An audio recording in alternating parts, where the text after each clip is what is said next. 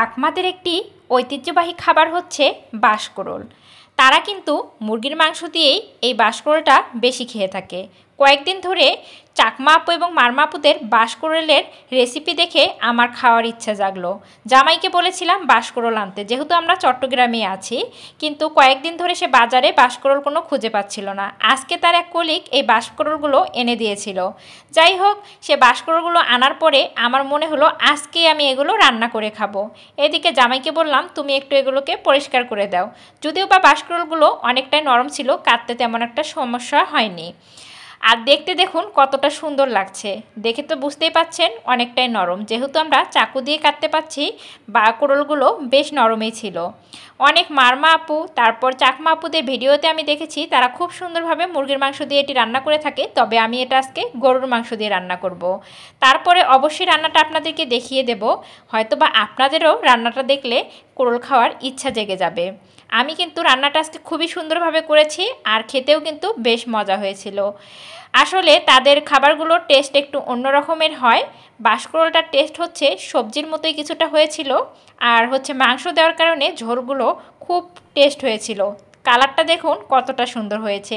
এরপরে আমি আপনাদেরকে দেখাবো রান্নাটা আমি কিভাবে করেছি। পরিমাণ মতো পেঁয়াজ দিয়ে নিলাম। পেঁয়াজগুলোকে মোটামুটি একটু ভেজে নেব, কারণ পেঁয়াজগুলোকে ভালো করে ভাজা না হলে কিন্তু পরে কিন্তু এগুলো গলতে যাবে না, যেহেতু পেঁয়াজগুলো হাইব্রিড। আর এর মধ্যে দিয়ে নিচ্ছি হলুদ, তারপর দিয়ে নেব মরিচ গুঁড়া। অবশ্যই মরিচের পরিমাণটা একটু বেশি দেব, যেহেতু করলা রান্না করব, একটু মরিচটা বেশি দিলে টেস্ট হবে। যদিও বা আজকে আমি ফার্স্ট রান্না করছি, তবে মনে হচ্ছে যে মরিচটা একটু বেশি দিলে খেতে বেশি ভালো লাগবে। এখানে আদা রসুন পর্যাপ্ত পরিমাণে দিয়ে নেব, মাংসের পরিমাণ এবং করলের পরিমাণ অনুযায়ী। এটা আপনারা সেইভাবে দিয়ে নেবেন। যদি কখনো মনে হয় যে আপনাদের বাঁশকরোল খেতে ইচ্ছা করছে, অবশ্যই এইভাবে রান্না করবেন। এখন এর মধ্যে পরিমাণ মতো লবণ দিয়ে নিচ্ছি। তারপর আস্তে আস্তে মাংসে আমি যে মশলাগুলো ব্যবহার করি সব মশলা এখানে ব্যবহার করব। জিরার গুঁড়ো দিয়ে নিচ্ছি, তারপর দিয়ে নেব ধনিয়ার গুঁড়ো, তারপর দিয়ে নেব গরম মশলাগুলো। সবগুলোই 1 চা চামচ করে আপাতত আমি দিয়ে নিচ্ছি, কারণ হচ্ছে বাঁশকরোলটা তেমন বেশি না। 1 কেজি বাঁশকরোল কেটে বেছে বাছাই করার পর অল্পই হয় কিন্তু। এখন এগুলো যখন সুন্দর কষানো হয়ে গিয়েছে, আমি যে মাংসগুলোকে আগে সেদ্ধ করে নিয়েছিলাম সেই মাংসগুলোকে এখানে দিয়ে নিলাম। মাংস কিন্তু আমি কিছুটা আলাদা রান্না করেছি, মাংস রান্না সবাই জানেন, তাই মাংস রান্নাটা আমি দেখিয়ে দিলাম না। ওখান থেকে আমি কিছুটা মাংস নিয়েছি, আর কোরলগুলোকে কেটে রেখেছিলাম সেগুলোকে এখন এর মধ্যে দিয়ে দিলাম। যখন আমি কোরলগুলো কাটতে দেখছিলাম আমার জামাইকে, তখন মনে হচ্ছিল চিবিয়ে চিবিয়ে খাই, কারণ এতটা নরম ছিল এগুলো, হয়তো বা কাঁচাই খেলেও মিষ্টি লাগতো। তবে ভিডিওটা এডিটিং করার সময় আমার মনে হচ্ছিল একটু কাঁচা খেয়ে দেখলে হয়তো বা ভালো লাগতো। পানি দেওয়ার পর অবশ্যই ঢাকনা বন্ধ করে আপনাদের সিদ্ধ করতে হবে, না হলে কিন্তু ভেতরে কিছু ঢুকবে না।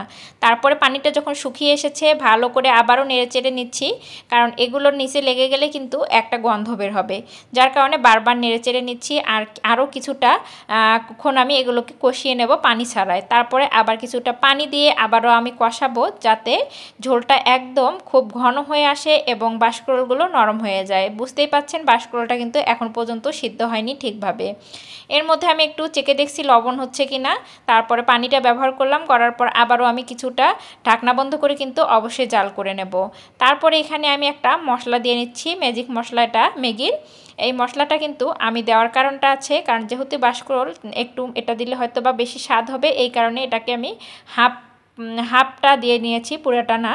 দেওয়ার পরে এখন এগুলোকে আমি আবার ঢাকনা বন্ধ করে কিছুক্ষণ আমি জাল করে নেব। নেওয়ার পর আমি আপনাদের ফাইনাল লুক দেখাবো আমার কোরলটা কেমন হয়েছিল। অবশ্যই আপনারাও কিন্তু কমেন্ট করবেন, আর যদি কোনো চাকমাপুরে আমার রান্নাটা দেখে থাকেন অবশ্যই আপনারা বলবেন আমার রান্নাটা কেমন হয়েছিল। তারপর আপনাদের ফাইনাল লুকটা দেখাচ্ছি। দেখুন কালার এবং মাংসের কালার কী যে সুন্দর হয়েছিল। তারপরে সঙ্গে সঙ্গে ভাত নিয়ে বসে পড়েছিলাম যে এখনই আমি খাবো। যাই হোক, অবশ্যই কমেন্ট করবেন, কিন্তু কমেন্ট করতে